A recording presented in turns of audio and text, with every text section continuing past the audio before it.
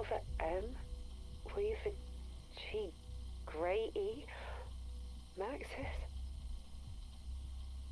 Oh, Sam. You motherfucker! Fuck you! Fuck you! Fuck you! Whoa. What are you doing? They took them! They harvested them! Took what? Our DNA! Richthofen took our fucking DNA! It's all here! Me, Weaver, Carver, they have Max's eggs, Maya! Her fucking eggs! But how the hell they even have those? After she returned from the Dark Ether the first time, Richthofen, he ran tests on her.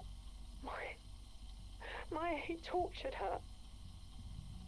It was horrific. Weaver told me about it while we were locked up on Terminus Island. Even if I'd known earlier, it's not like I had the power to change anything back then.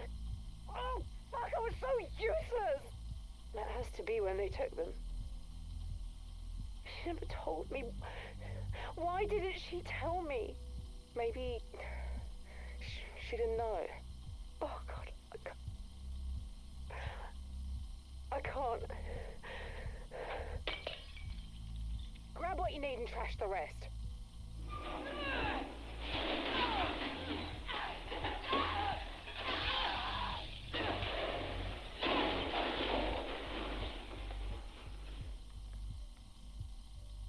What now? Now, I am gonna make myself useful. Good afternoon, Sam.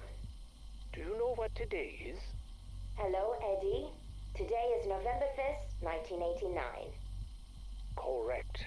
And it is the day that we'll play our 25th chess match. 12 games each. We are currently even. If we were to assume that today would be our final game, this would be the decider. Do you want to play as white or black?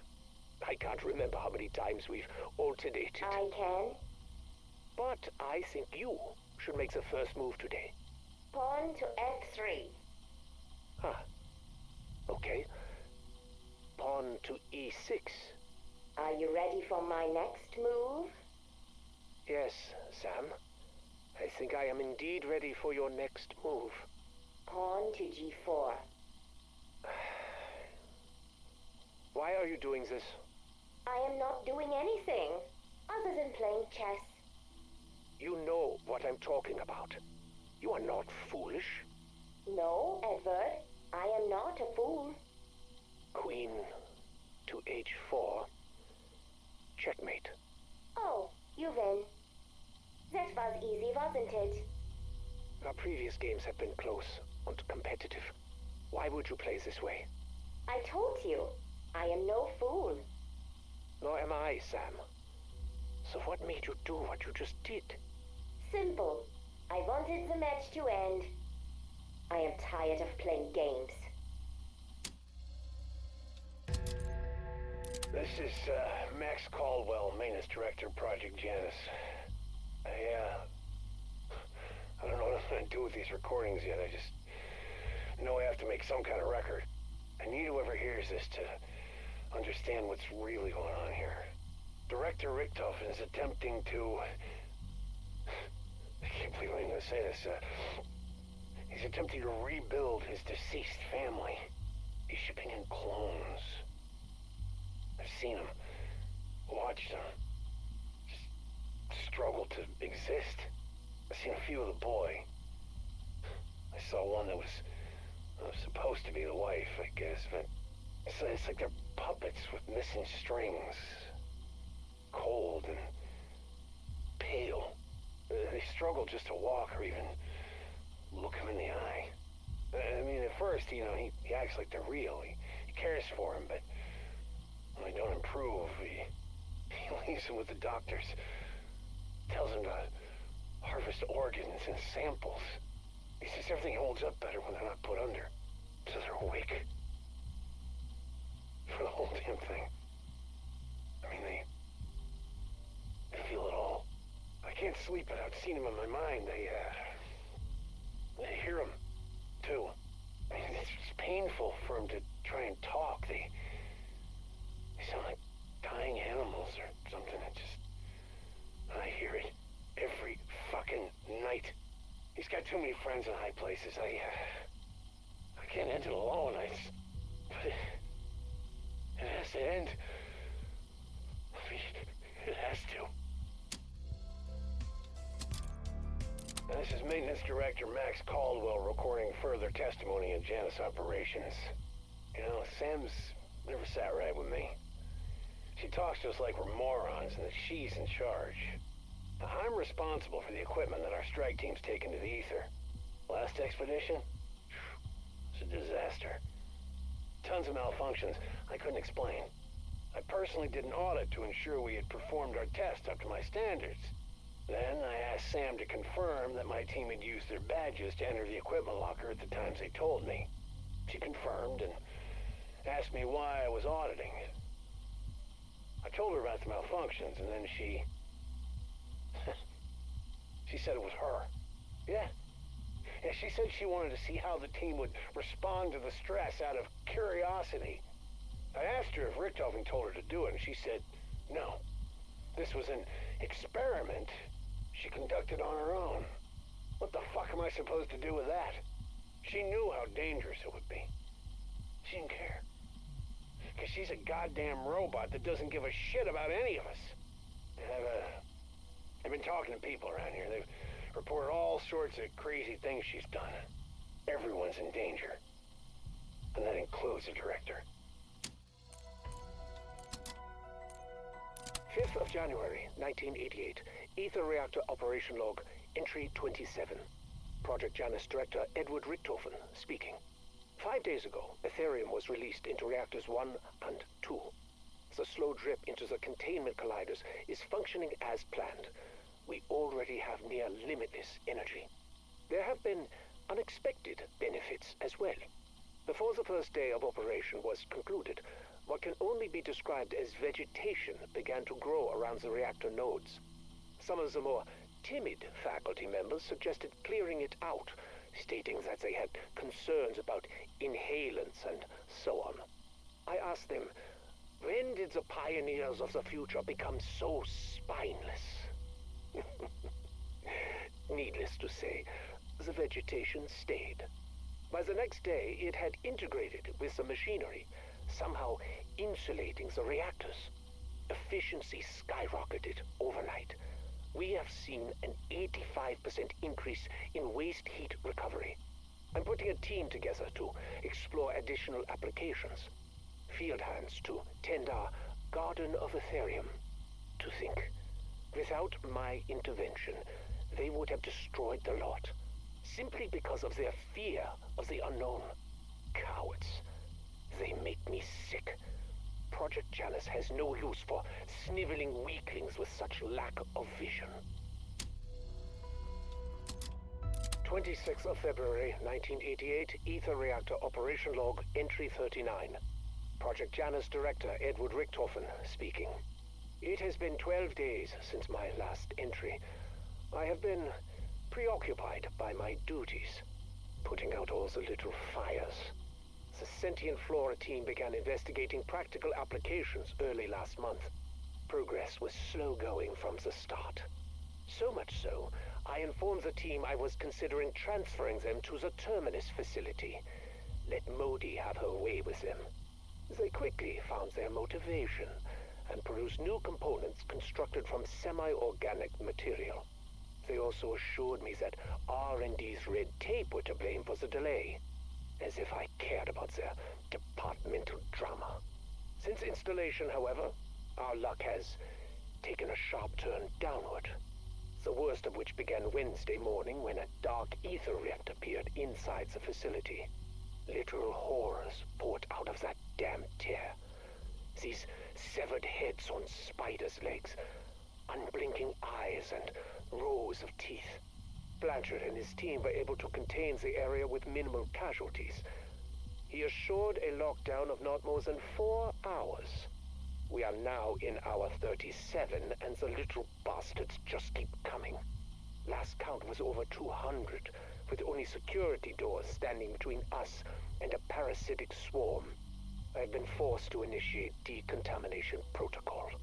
Live specimens would have been ideal, but I suppose we will need to make do with cadavers. 12th of March, 1988. Ether Reactor Operation Log, Entry 44. Project Janus Director Edward Richthofen speaking. I understand how essential these entries are, yet it does not stop me from dreading making them. Despite our constant battle to contain the Dark Ether tears, we continue to lose ground. The ceaseless outpouring of hostiles have wreaked havoc throughout the facility. We cannot track where they will open and what nightmares they might unleash. People are dead, some of whom will be difficult to replace. I've kept the rumor mill from reaching the outside world. Incidents of this nature would undercut investor confidence and jeopardize future rounds of funding. I commend Blanchard for not losing faith in me as he fights this war. No end in sight, and yet he just keeps going. But even he tires.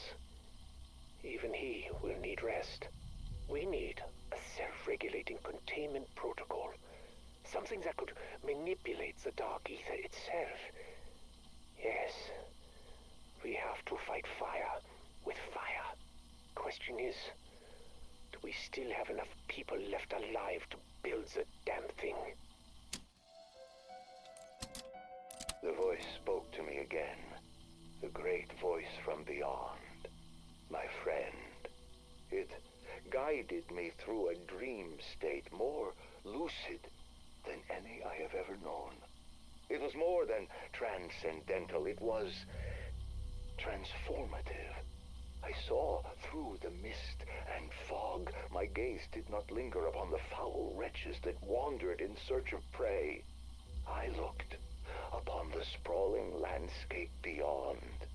Though this place was shrouded by darkness and tainted by trauma, I saw lights. I saw brightness. From the fields, I glimpsed a farmhouse, a sunken town, rustic and ravaged by age. A cabin overlooking the inky black water of a lake, and a pyramid somehow floating in the distance. A single tower still stood tall. Though I was alone, I knew no fear as I walked across this unfamiliar realm. When I felt a yawning hunger deep in my belly, the voice guided me towards a place of nourishment. My eyes feasted upon its saturated colors, and my appetite was swiftly sated. My thirst was soon quenched. I knew for sure this was so much more than a mere dream when I read the sign.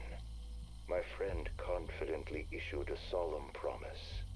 This land that once was will be restored, as will I.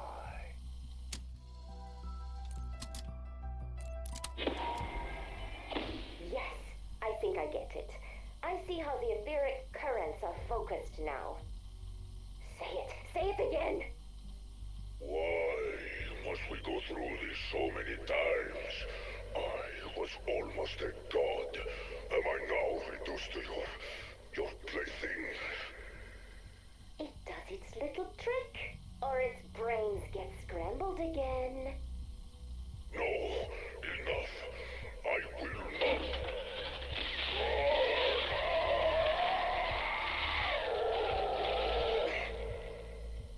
All right. For a noisy abacus, you are most persuasive. Okay, here are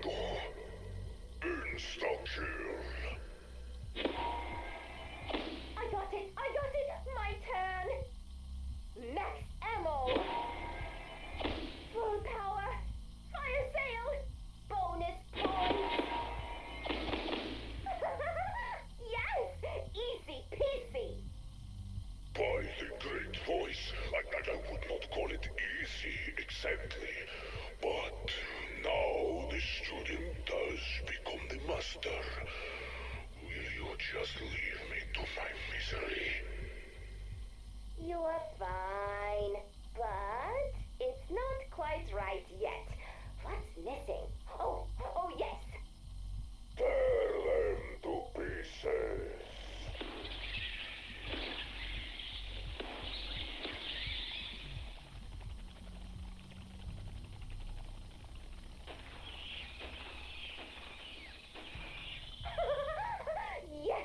Yes, this might work after all. What? That was my voice. What are you? There are people who must be compelled to get something I need. If I just ask, there is a 97.38% chance they will decline. So you see, I am going to have to be very, very, very convincing. You are going to impersonate my magnificence to manipulate pathetic mortals. That is a small part of the scenario I will need to construct in order to make them believe that their decisions are their own. But in a nutshell, yes. The audacity. I do not hate that. Eddie, I would like you to reconsider your stance on creating a body for me. Not this again. Sam. Hear me out. Think how beneficial it would be if I had a physical form. You're always talking about how you wished you had an extra set of hands. That's not what And the explorations in the Dark Ether come at such a high cost. Even with my help, you have lost so many people already. We both know that in my current form, my consciousness cannot survive exposure to the Dark Ether for long.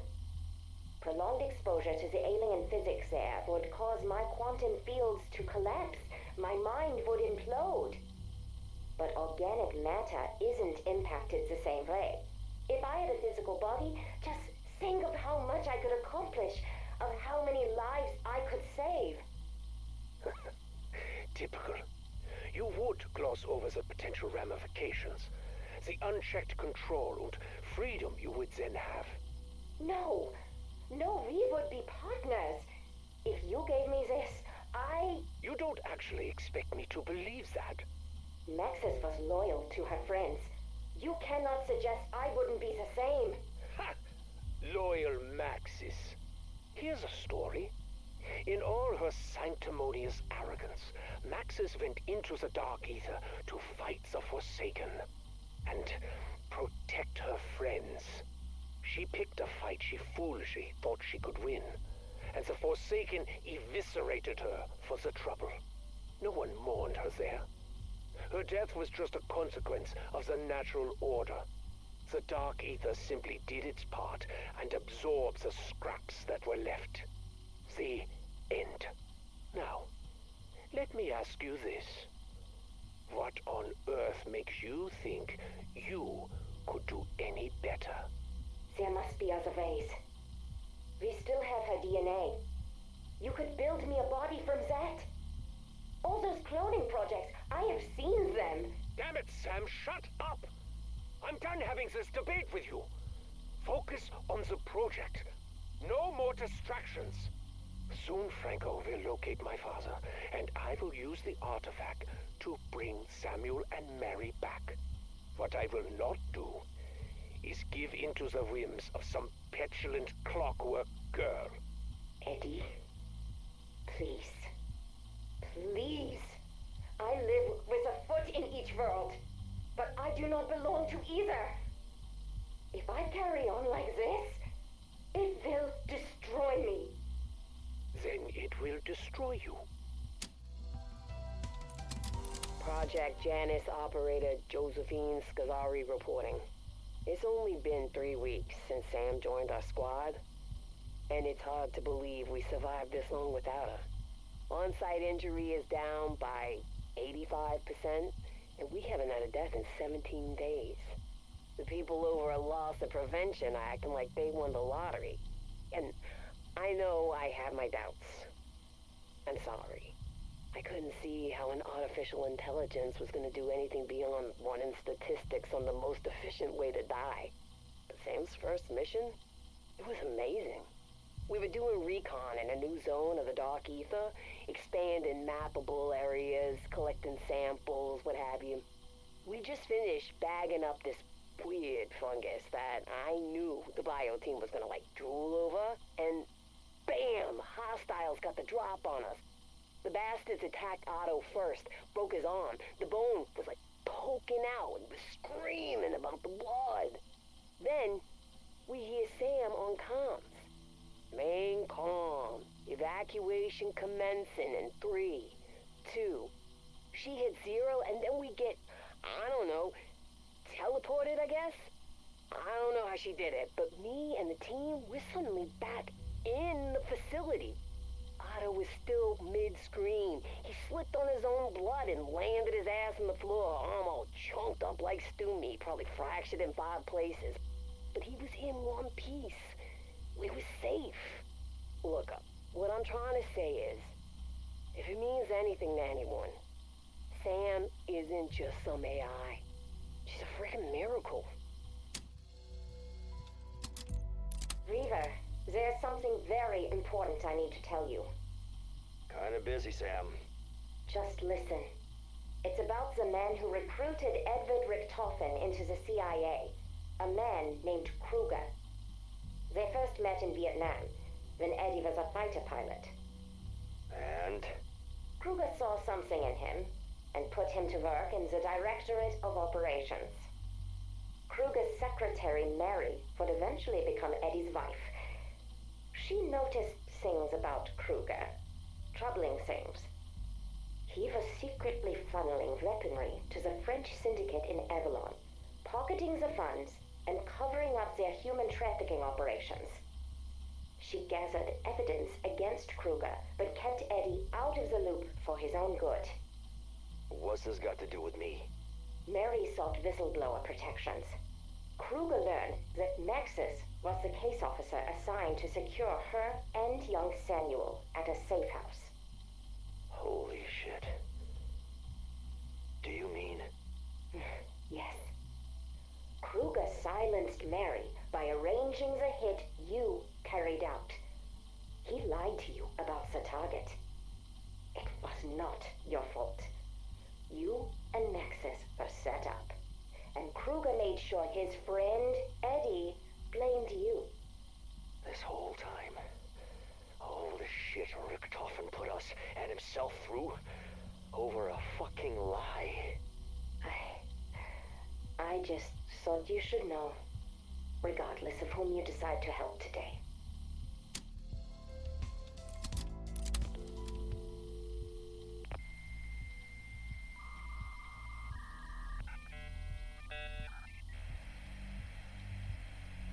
Secure connection. Established. X-Ray 1 standing by for instructions. Weaver, what I'm about to tell you is sensitive, compartmented information for your ears only. Copy. Do not speak about this to any company assets. You're off the grid until the deed is done. Understood? I said copy. Target is at a safe house maintained by the BND in Bremen. Coordinates are waiting at your usual dead drop. Target is accompanied by a young male child. I've arranged for him to be away with his mother during your operational window. Yeah, good. Approach under cover of darkness, eliminate the target, torch the place. Simple as that. Any intel I need to retrieve? Negative. Make the hit, light the fire. Do not search the premises. Am I clear? Fine. I'll make it quick. Is this you, Maxis? Because this cloak and dagger bit is not your usual mode of operations. Terminating. Secure connection. This fucking job.